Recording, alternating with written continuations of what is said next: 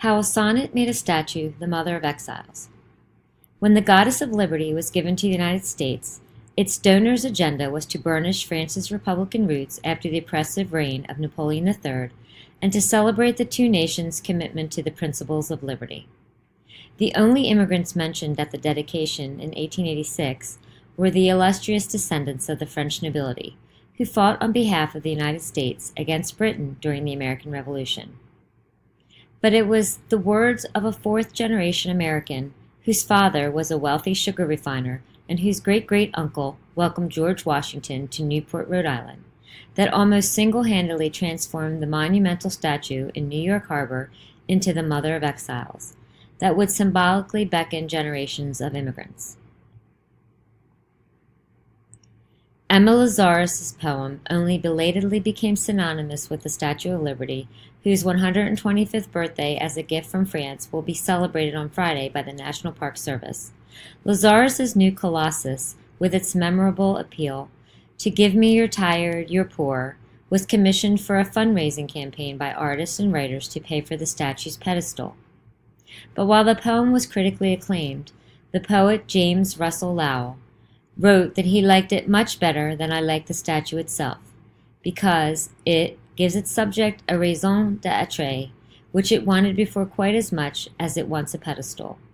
It was not even mentioned at the dedication ceremony. Finally, in 1903, after relentless lobbying by a friend of Lazarus, who was descended from Alexander Hamilton, himself an immigrant, it was affixed to the pedestal as an ex post facto inscription, the art historian Marvin Trachtenberg wrote. Gradually thereafter, the awareness spread not only of the significance of the lines of the poem, but also of the significance of the aspect of national tradition it expressed. Another historian, Oscar Handelin, wrote, "Liberty was not simply the bond between ancient allies, nor was it only the symbol of liberal ideas of justice and freedom. It was also the motive force that had peopled the wilderness and made the country that emerged what it was." Barry Moreno, a historian of the statue for the National Park Service, recalled that it was never built for immigrants. It was, he recalled, built to pay tribute to the United States of America, the Declaration of Independence, American democracy, and democracy throughout the world. It honored the end of slavery, honored the end of all sorts of tyranny, and also friendship between France and America. Only later, he added, letters were written home. Word of mouth taught people that you would see this wonderful goddess in New York Harbor when you arrived in America to welcome you. And she became really famous among immigrants, he recalled. And it was really immigrants that lifted her up to a sort of glory that was probably before America really fully embraced her. Lazarus, who popularized that wonderful goddess, accepted the commission only begrudgingly. Few poets relished the idea of writing on demand, but she was stirred by a wave of pogroms against Jews in Russia and by her regular visits to poor immigrants housed in temporary shelters on Ward's Island.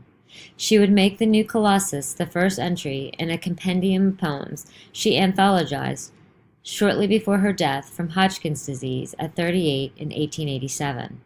The poem went unmentioned in her obituary in the New York Times, but appeared in a brief article in 1903 when the plaque was dedicated.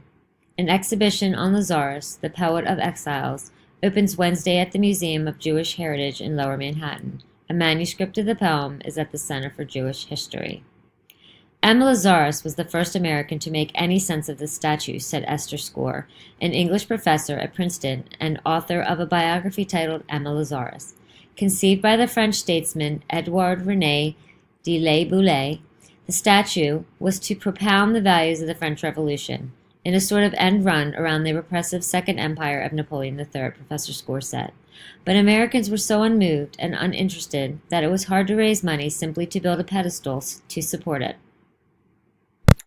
For Lazarus, who wrote the sonnet in 1883, having seen only the torch when it was on display for a fundraising drive in Madison Square Park, it was a moment of moral and spiritual recovery after her attempts to raise money to benefit the Russian Jewish refugees of 1881-82 had largely fallen on deaf ears, Professor Score said.